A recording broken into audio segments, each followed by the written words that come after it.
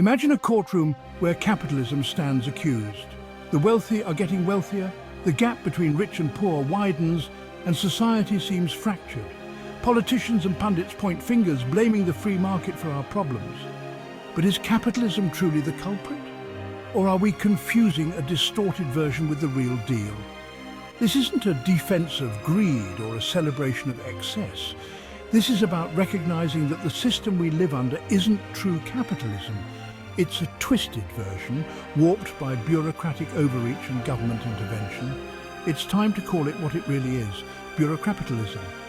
True capitalism thrives on competition, innovation, and individual initiative. What we have today is a system where government regulations, cronyism, and bureaucratic roadblocks stifle competition and reward those who game the system. Bureaucrapitalism is a parasitic relationship between big government and big business. It uses the language of capitalism, but operates on a foundation of favors, loopholes, and regulations that benefit the well-connected at the expense of everyone else. Copyrights and patents were not meant to incentivize creativity. Instead, they often stifle innovation and create monopolies that hinder progress. The original intent was to protect creators, but the system has been exploited to benefit large corporations at the expense of individual inventors and the public. Patents, meant to incentivize invention, now create impenetrable thickets of legal jargon that small businesses and independent inventors can't navigate. This stifles true innovation, leaving us beholden to the whims of corporate giants. Bureaucrats and politicians often justify their interference in the market under the guise of consumer protection or fair competition. But more often than not, these regulations create more problems than they solve. Complex regulations, licensing requirements, and bureaucratic hurdles create barriers to entry for small businesses and entrepreneurs. They simply don't have the resources to navigate the labyrinthine system, leaving the market open to established players who can afford to lobby for regulations that benefit them. This creates the illusion of choice in the market. Consumers may think they have options, but in reality they're often left choosing between products and services offered by a handful of corporations who have successfully rigged the system in their favor. The true engine of progress is competition. When individuals are free to innovate and bring new ideas to the market, we all benefit from better products, lower prices, and a higher standard of living. Bureaucracy strangles this engine. Take the pharmaceutical industry, for example. The FDA's approval process, while well-intentioned, is notoriously slow and expensive. This prevents life-saving drugs from reaching those who need them in a timely manner and discourages smaller companies from investing in research and development. This lack of competition allows pharmaceutical giants to charge exorbitant prices for their products, putting a strain on healthcare systems and leaving millions without access to essential medications. Section 5. The price of protectionism. The consequences of bureaucratic overreach extend far beyond stifled innovation and limited choices. The protectionist policies inherent in bureaucrapitalism come at a steep price for consumers and taxpayers alike. Tariffs, subsidies, and other forms of government intervention distort the free market, artificially inflating prices and rewarding inefficient industries. This means consumers end up paying more for goods and services, while taxpayers foot the bill for corporate bailouts and other forms of government handouts. This misallocation of resources hinders economic growth and perpetuates a cycle of dependency, where politically connected industries thrive at the expense of true innovation and consumer well-being. Section 6. The successes of a flawed system.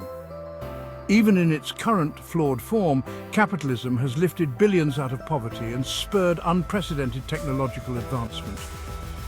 Imagine what we could achieve with a truly free market, unshackled from the chains of bureaucratic control.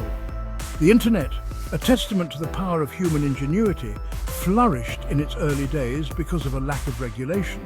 This open environment fostered innovation and allowed countless entrepreneurs to build businesses and connect with audiences worldwide. Imagine if the internet's early pioneers had to navigate a maze of permits, licenses, and bureaucratic hurdles.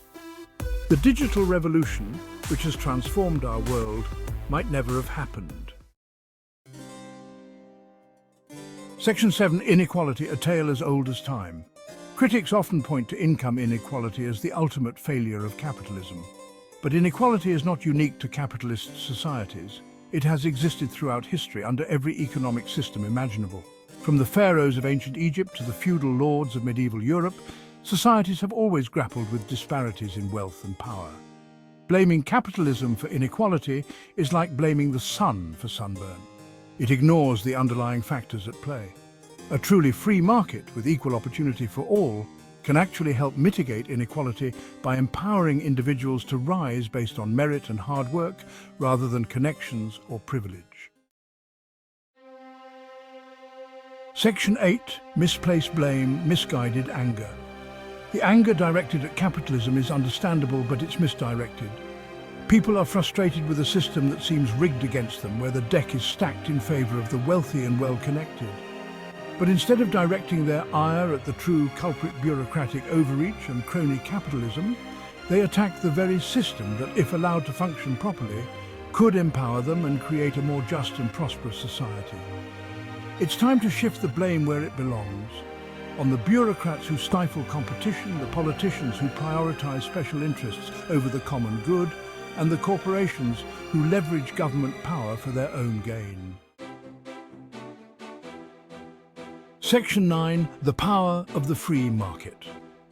The free market is the most powerful engine for prosperity and innovation ever devised. When individuals are free to pursue their own self-interest, it creates a virtuous cycle that benefits everyone. Entrepreneurs, driven by the desire to succeed, create new products and services that enhance our lives. Competition forces businesses to innovate and offer better value to consumers, and as the economy grows, it creates jobs, raises living standards, and expands opportunities for all. This isn't a utopian fantasy, it's the story of human progress, driven by the relentless engine of innovation and the unwavering pursuit of a better life. Section 10. A call for true capitalism. It's a call to reclaim the true spirit of capitalism, a system based on individual initiative, free markets, and limited government intervention. We need to roll back burdensome regulations, eliminate cronyism, and create a level playing field where small businesses can compete with established giants. We need to empower individuals, not bureaucrats, to drive innovation and economic growth. Let's stop blaming capitalism for the failures of bureaucratism. Let's unleash the true potential of a free market and create a society where everyone has the opportunity to succeed, not just the well-connected few.